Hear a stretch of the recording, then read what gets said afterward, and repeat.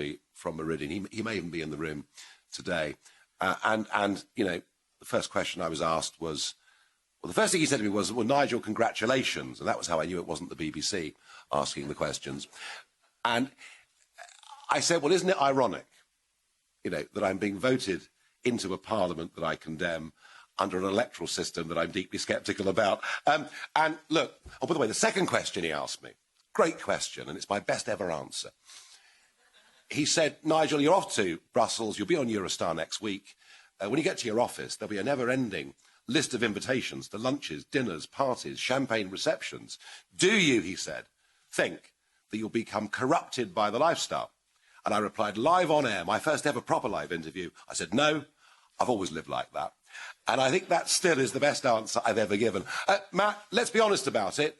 It was the platform of being an MEP that meant within weeks I was invited to speak at the Oxford Union. It was the platform of being an MEP that meant I was first invited on to BBC's Question Time, which in those days had a very important place in our national discourse, much more than today. So yes, it was. And then a remarkable thing happened. YouTube got invented. And I think that the rise of UKIP, the really rapid rise of UKIP, the rapid recognisability of me, whether they like me or not, was irrelevant, but the British public began to know who I was. And once they know who you are, they do begin to listen to what you say. And I think that from 2008, you know, I used my position in the Parliament, on the front row, and some would argue, you know, that I was overly theatrical. Some would say that I hammed it up a bit for the benefit of YouTube. And those critics, those cynical critics, would be entirely right, because that's exactly what I did. So yes, the irony is none of this would ever have happened if we hadn't come to this place. Absolutely. Adam Parsons, please, Sky. I'll reintroduce myself, Herman, as you asked us to do. Adam Parsons from Sky News. I wonder, on a personal level, you are nothing if not a resolute campaigner whose opinion on a single issue has been pretty steady throughout your career. On that basis, do you trust the Prime Minister to carry your legacy forward, bearing in mind his opinion on Brexit has fluctuated? And I wonder also, if it gets to December the 31st, we don't have a comprehensive trade deal, would you say it was better for the UK to leave without a deal than to sign up to a bad one? No deal is better than a bad deal. Just stop somebody in the street and ask them at random, hey, mate, do you want a bad deal? You know what the answer will be. All right? That strikes me as being pretty obvious. And, you know, there's a great big world out there. It's really interesting in these institutions. You know, it's as if you'd think that the EU really was the great global superpower, the source of all knowledge and wonderment. And the truth is, the Eurozone is about 15% of global GDP, and next year it'll be 14%, and by 2030 it'll be lucky if it's 7%. All right? That's not to say it's not an important marketplace. It is. But the world is changing. There is a massive transfer of wealth, power and money going on from west to east, and I suspect that will continue. There'll be some fluctuations with China along the way, but they are the trends. That is what's happening. So, you know, to be tied into a bad deal would be a disaster. In this next phase of negotiations, we have got one thing going for us that we didn't have last time round, and it's called fear. There is now genuine fear. Barnier wanted to make sure from day one that we would not be able to break free of the rule book, that we would not be able to become competitive. You know, this is global corporatism. That is how the EU economy is run.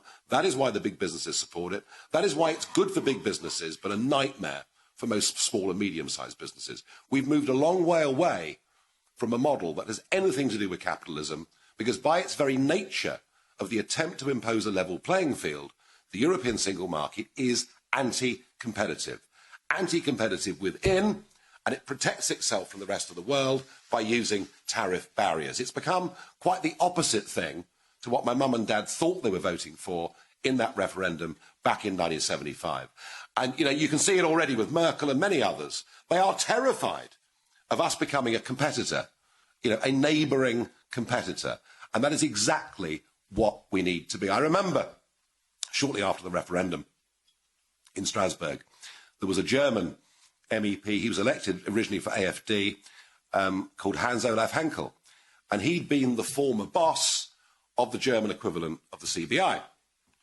And so he said to me in the coffee room, it was literally July 16.